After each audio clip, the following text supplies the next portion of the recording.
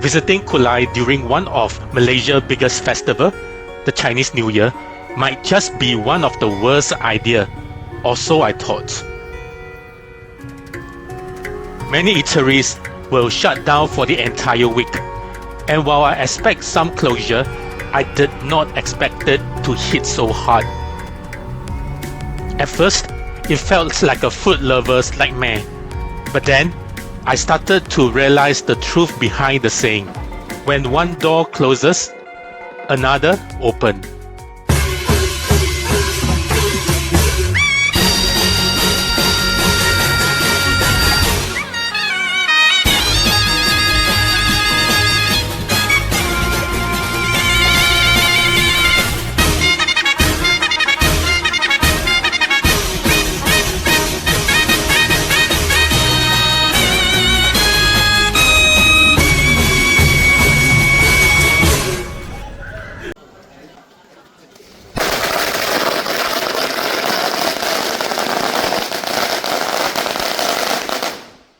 Kulai is just 40 kilometers from the Singapore border, making it a convenient getaway.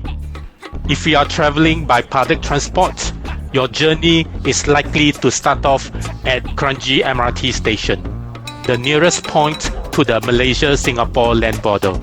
I set off from home early, reaching Woodland checkpoint at 7:45 a.m. It is common knowledge that crossing the land border early in the morning or late at night helps avoid the notorious traffic jam. I chose the earlier option, and I was lucky. The border was eerily quiet. No traffic jam, no long queue. I even got a seat on the bus, something rare on a normal day. As for custom clearance, it is totally a breeze. From Johor Bahru Sentral, which is just opposite the immigration complex, I hop onto bus T30. It is the cheapest way to Kulai, costing a mere 420 ringgit.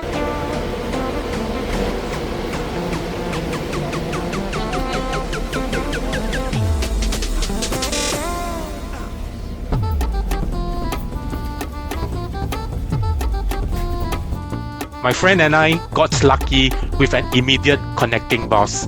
Normally, you will wait around 30 minutes. If you are in a hurry, Grab is an alternative. Expect to pay about 50 Malaysian ringgit for a ride from JB to Kulai. There is something special about taking the early morning bus from Johor Bahru to Kulai. Not just because it is incredibly affordable, but because the journey itself feels so peaceful. The road is quiet and the bus almost empty. It almost feels like this ride was made just for me. I have all the spaces I could have ever wanted. As the bus heads north, the view outside is a mix of ultra-modern skyscraper and a city coming to life. Then, the bus glides along the coastal highway, and just across the sea, I see my hometown, Singapore, so close and yet so far. Soon, the towering building fade away, replaced by low-rise shop houses and smaller towns. The contrast is stark, but that's what makes the journey beautiful. And in just an hour and a half, I arrived in Kulai, ready to explore what this town has to offer. Finally, I stepped onto Kulai soil. That said, I'm still a distance away from the town center. This place feels like it's almost frozen in time. A 1950s style old town untouched by modern chaos. The street is quiet and has this old school vibe. And I absolutely love it. So, what's our plan?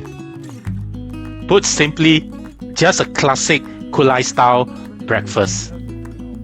Our research led us to restaurant Tai Chiang, famous for its traditional local coffee and charcoal grilled bread. A must try, as they said.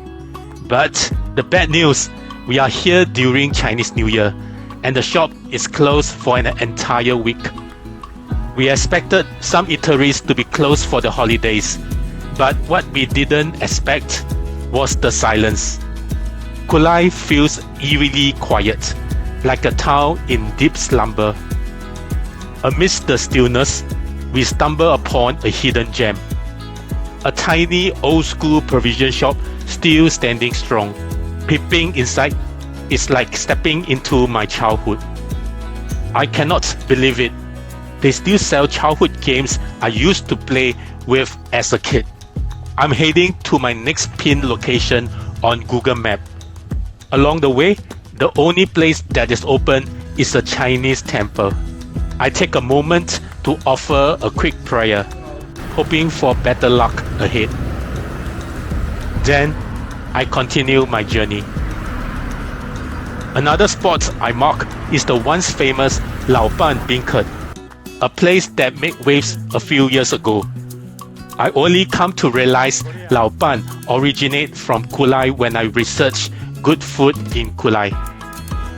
It is just a short walk from restaurant Tai Chiang, but deep down I have this uneasy feeling.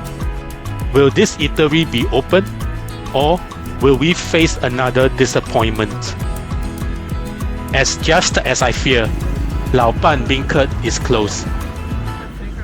I wish I could say I'm surprised, but deep inside, I feel a growing sense of disappointment.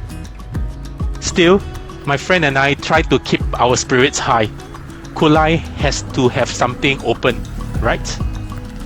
We book a Grab to our next destination, Ming Xuan Thunder Tea. But it's closed again.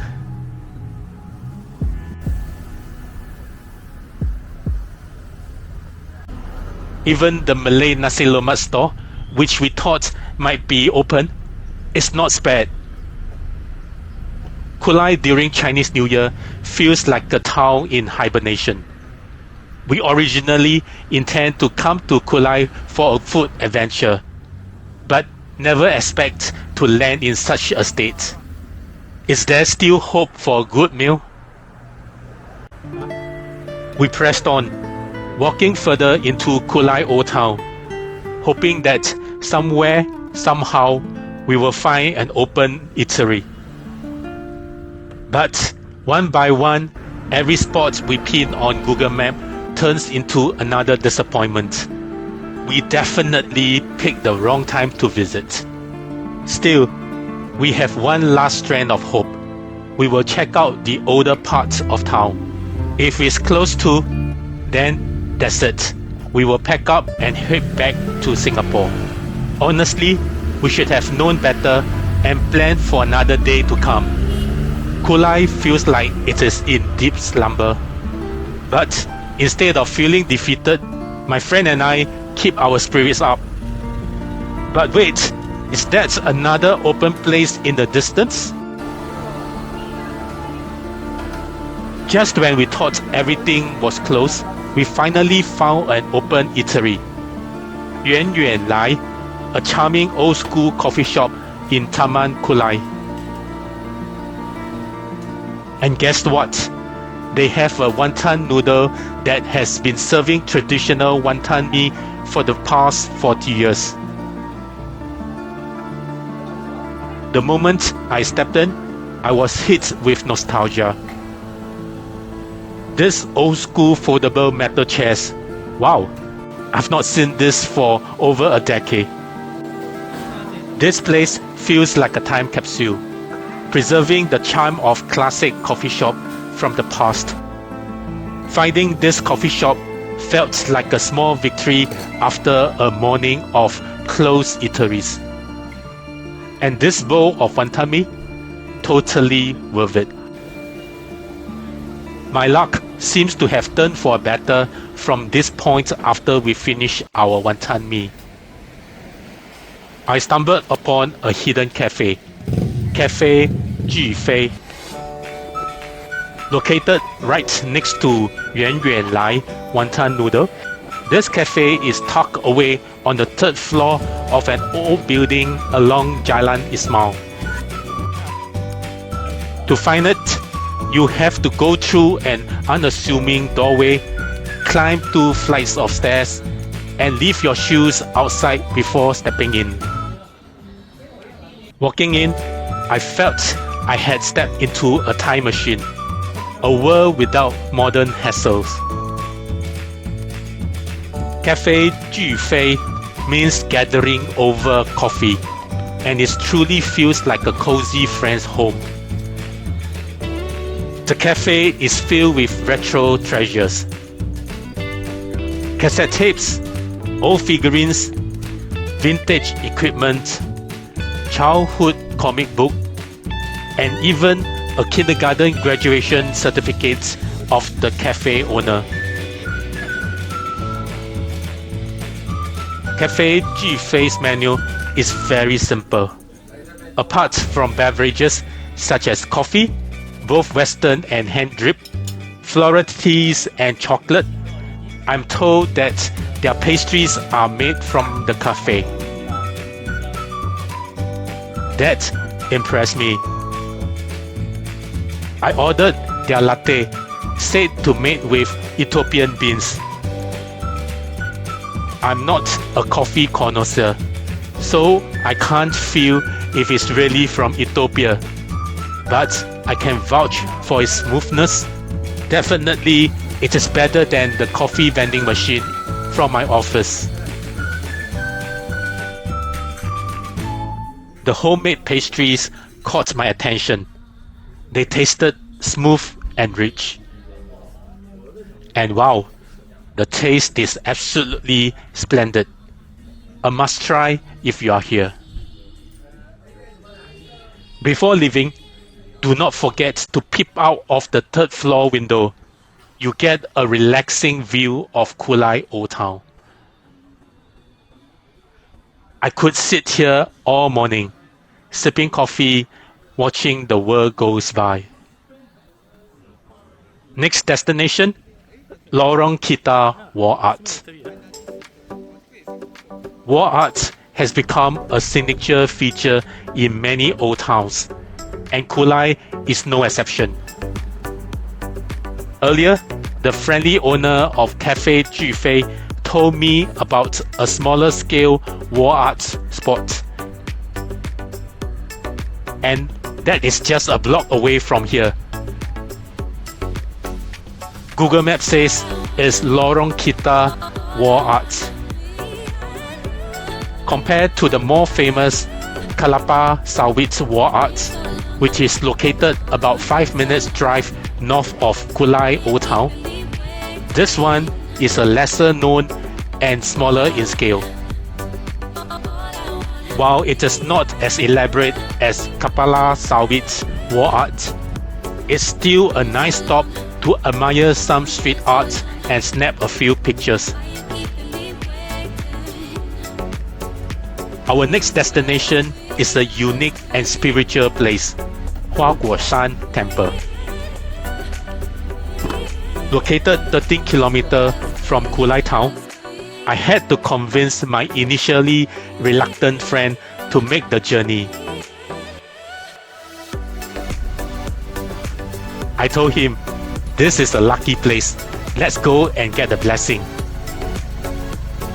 I got a buy-in from him, and we had to book a Grab to get there.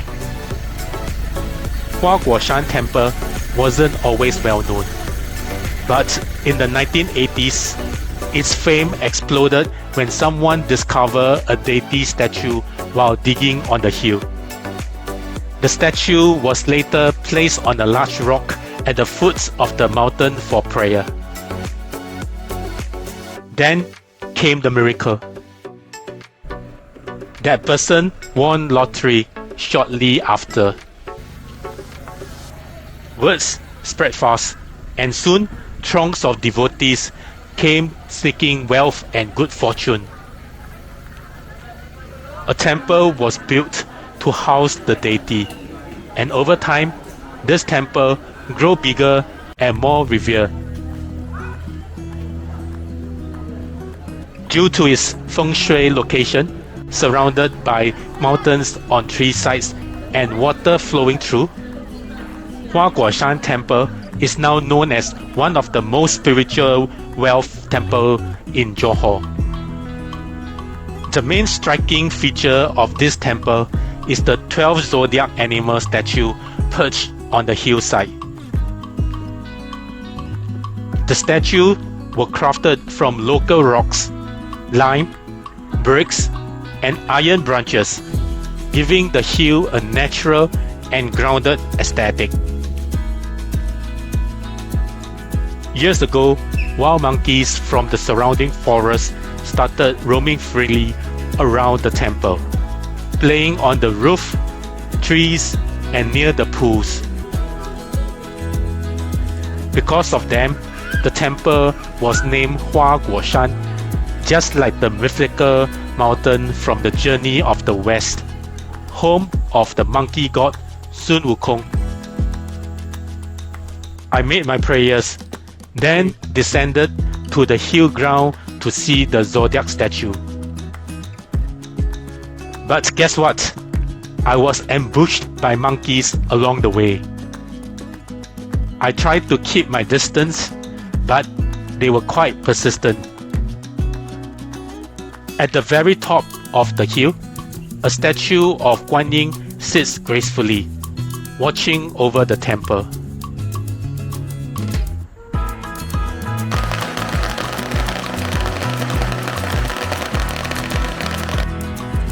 Since I made it all the way here, I followed tradition, washing my hands and face with the mountain water for blessing and good luck.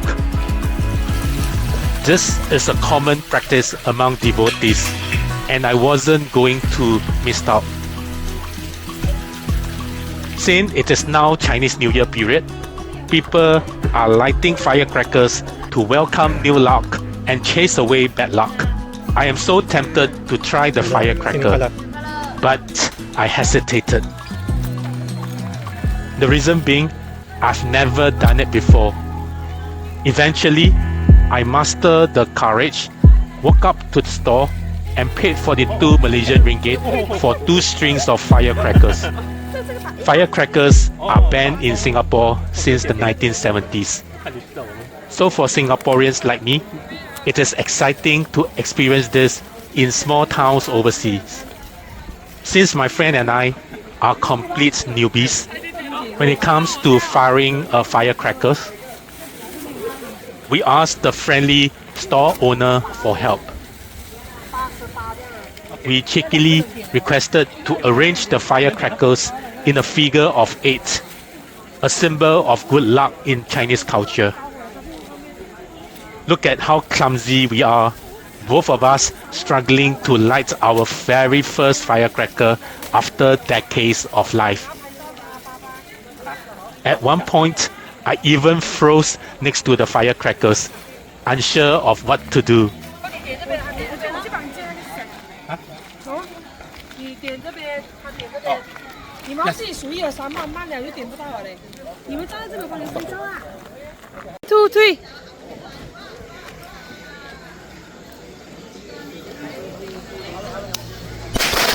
Boom!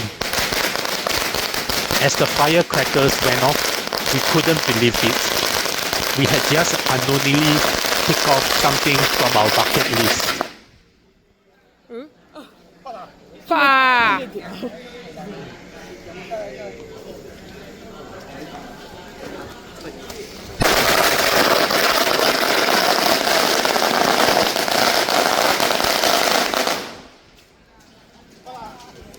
This is truly an unexpected and unforgettable experience. Who knows, a simple trip to Hua Guoshan Temple would bring prayers, blessing, playful monkeys, and a firecracker adventure. We are still recovering from the adrenaline rush of lighting firecrackers. So many things has happened in the past 30 minutes, and now it's time to slow down things a little. Our next stop, Kelapa Sawit Wall Art. one of Kulai must-visit spots. Kelapa Sawit is a small Hakka village in the northern part of Kulai. So, who are the Hakkas? The Hakka people are a distinct group within the Han Chinese community. These people migrate from northern China.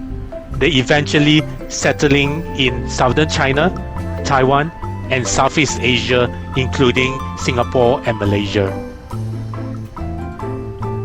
Hakka people have their own unique dialect, tradition, and cuisine, making them an integral part of Malaysia's multicultural fabric. Let's now talk about Kelapa Sawit. Interestingly, Kelapa Sawit isn't always called Kelapa Sawit. Originally, this place was known as Chang'an Village, which means long-term peace. But with the rise of oil palm plantation and factories, the village eventually took on the name Kelapa Sawit, which literally means palm oil in Malay. Just like the famous street murals in Penang and Kluang, the back alleys of Kelapa Sawit has been transformed into an open-air art gallery. It all started in the year 2014 as part of a National Day celebration called Let's Art Sawit. What began as a small project grew organically, filling the walls with vibrant, colorful murals over the years. Here, you will find a mix of famous anime characters, Chinese cultural symbols,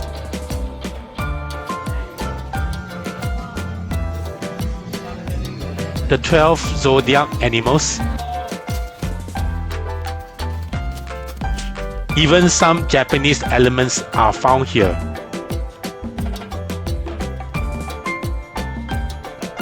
These murals are constantly evolving, but since they are painted on private homes, artists often need to get permission from the house owners before making changes. As I explore down the alley, I notice a passageway decorated with peach blossom, red Chinese lanterns, and traditional umbrellas, giving the whole place a festive, nostalgic vibe. It is a paradise for photographers, whether you are here for casual strolls or looking to snap some Instagram-worthy shots. The Kelapa Sawit wall art is indeed a hidden cultural gem in Johor. Before entering the wall art alley, there is a small Chinese temple nearby. It is worth a quick visit to soak in the peaceful atmosphere and appreciate the local heritage.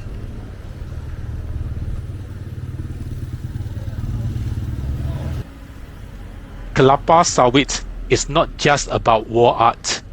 It is also a traditional Hakka village. And if you need proof, well, there's even a giant Lei Cha bowl right here. A clear tribute to the Hakka heritage in Kulai. And one of the best ways to experience Hakka culture, through their food. Some of the more famous Hakka dishes include the Hakka dumpling, Cai Peng, a steamed dumpling filled with vegetables, and of course, Lei Cha rice, a hearty dish made with ground tea, herbs, and rice. There are many Hakka restaurants around Kulai, but since we are already in a Hakka village, it only makes sense to hunt down the most authentic Hakka food right here. And that brings us to Hao Ke Fang, a Hakka culinary gem. Hao Ke Fang is located right in the middle of the Kelapa Sawit Wall Art Gallery. So much so that it is even featured on the murals. This place has been around for years, serving up a variety of classic Hakka dishes. While waiting for food to be served, I get a sneak preview into Hao Ke Fang kitchen, watching the workers skillfully prepare the dumplings. There is something about seeing your food being made. It somehow makes it taste even better. Time to feast my dumpling. At my first bite, I can tell everything is fresh. The flavors are raw and natural, and the dumpling skin is soft yet chewy. So tasty that I ended up clean sweeping the entire plate. Not a single dumpling crumb is left behind. After 2 hours under the scorching sun in Kelapa Sawit, we are hot, dehydrated, and in desperation need for ice cold drink. Luckily for us, right along the Kelapa Sawit Wall Art Alley, there is a cozy escape, Hakka Cafe. The moment we step inside, the cool blast of air conditioning hits us, and that's an instant relief. Hakka Cafe isn't just about good drinks. It has a unique retro charm and makes it worth exploring.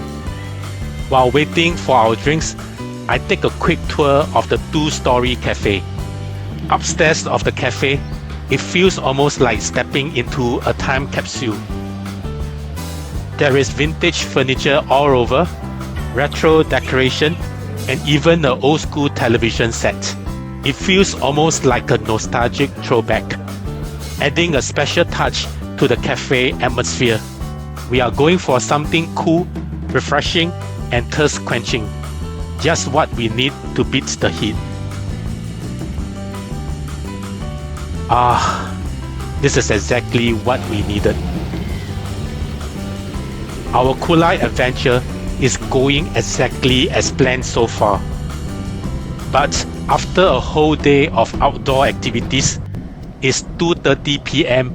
and we seriously need a cool air conditioner break before heading to our final stop, Putuo Village, in the evening. I remember the owner of Cafe Jufei mentioning a brand new shopping mall in Kulai, the Commune. So without hesitation, we book a Grab and head straight there. At first glance, the Commune is not a mega mall like the ones in Johor Bahru. But it is still new, clean, and has about 30 stores and restaurants. It still has some big names and international eateries, so there is plenty to explore also. Just when I thought I am only here for a break, guess who I ran into? The fortune god. Of course, Okay, thank you. I cannot pass out a good chance to take a picture. Who knows, maybe I will get some extra luck and prosperity after this. The supermarket inside is well stocked, making it a good spot for locals to shop. But let's be honest, after all that walking, I just want to sit down, enjoy a coffee, and relax until evening. We choose Canai Coffee, a spacious cafe with plenty of seating and, most importantly, strong air conditioning. Canai Coffee is originally from Indonesia, and though I have never tried their Singapore branch, I'm so glad to have it here. Their avocado coffee, absolutely delicious, but their velvet cake, that's a little bit old and hard. Now that we have recharged ourselves, it's time to head to our final destination, Putuo Village. But before that, since we are already in the new part of Kulai, near the Commune Mall, it makes sense to walk around and explore Kulai newer site. We also see if we can grab a quick dinner before leaving this place. This new district of Kulai is bustling with commercial activity and lots of eateries around. Surprisingly, even during Chinese New Year, some places are still open, but overall, the streets feel quiet and empty. We thought probably because most people here are traveling to popular attraction or spending time with family. After some walking, we decided on Mee Noodle House, a spot known for its pork dishes. We wanted something light, so we ordered a noodle and a rice set. The delicious noodles with pork lard, ooh, that's extra brownie points. And the soup, it is super flavorful and comforting. As for the minced pork rice, it's a little bit too medicinal tasting for my liking. It is a simple dinner meal, but exactly what we needed before we head to Putuo Village. Now, it's time for us to move on to our last adventure of the day. The Putuo Village. Kulai may be a small town, but the places of interest here are spread out. The Kulai Putuo Village is about 12 kilometers from Old Town Kulai. And let's just say, getting a grab there is not easy. After much effort, we finally arrived Kulai Putuo Village, only to find a long queue of cars trying to enter as well. With no other choices, we got out of our ride and walked our last stretch to the entrance. Something tells me we are going to have an equally hard time leaving later. But for now, let's enjoy the moment and worry later. Set in a scenic bamboo forest, Putuo Village is a popular Buddhist destination with a spiritual atmosphere and some surprises along the way. This village spans a massive 43-acre land, making it feel like a scene from an ancient fairyland. To keep things simple, we can divide the village into two main sections: the free of charge temple compound and the purple bamboo valley, Zizhu Valley, which has an entrance fee of 10 Malaysian ringgit. And by the way, if you want a more detailed look at this place, please check out my dedicated video link in the top right hand corner of this video. I always recommend starting with the temple first before heading to the valley. At first glance, the temple looks like it's built entirely from bamboo. Or at least that's the illusion they want us to believe. Either way, it is a breathtaking sight, easily one of the most unique temples in Malaysia.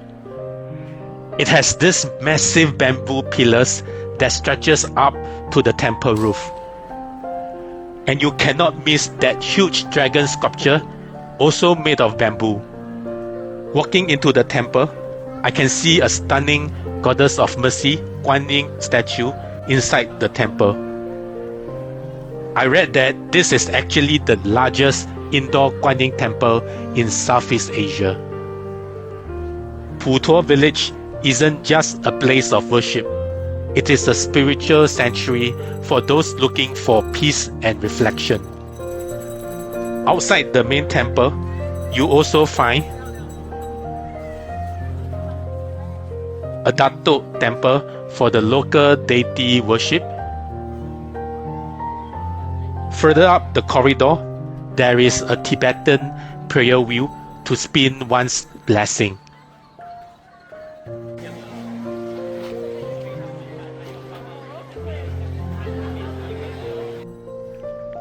And there are photogenic spots around the temple, perfect for capturing memories. Between the temple and the Purple Bamboo Valley, there is a grand 120 steps walkway. Above me, there are Tibetan prayer flags dancing in the wind. Such a majestic sight.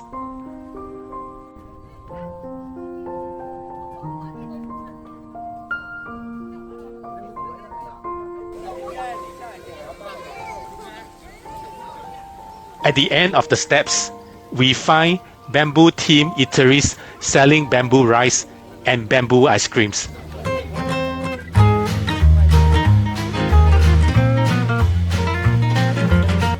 And of course, the ticket booth to enter the valley at 10 ringgit.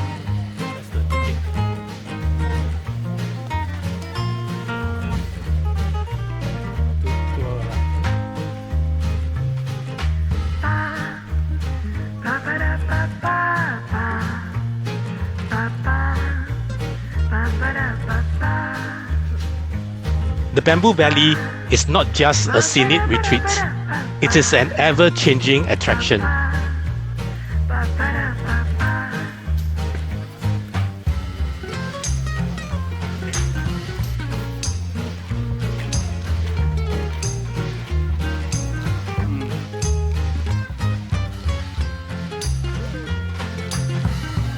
Throughout the year, Putuo Village updates its decoration for major festivals like the Chinese New Year and the Mid-Autumn Festival.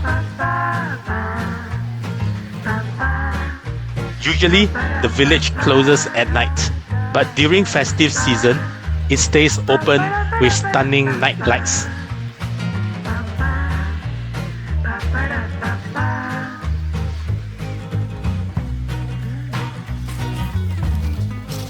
This year, being the year of the snake, there is a giant king cobra sculpture right in the middle of the valley. The good thing is that I have a friend with me to help me film some shots. Super grateful for him on that.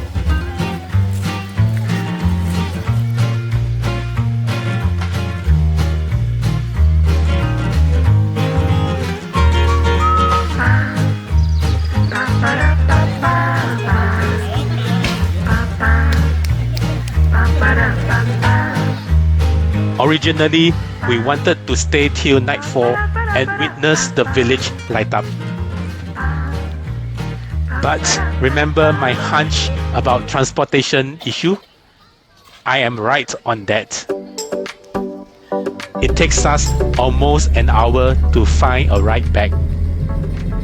Finally, we managed to get a car back to Kulai bus station. And from there, we hop onto the same bus we took earlier and head home. And that wraps up our day trip from Singapore to Kulai. Let me have your thoughts in the comments below, and if you like this adventure, do not forget to like, comment and subscribe. Till next time, see you at the next destination.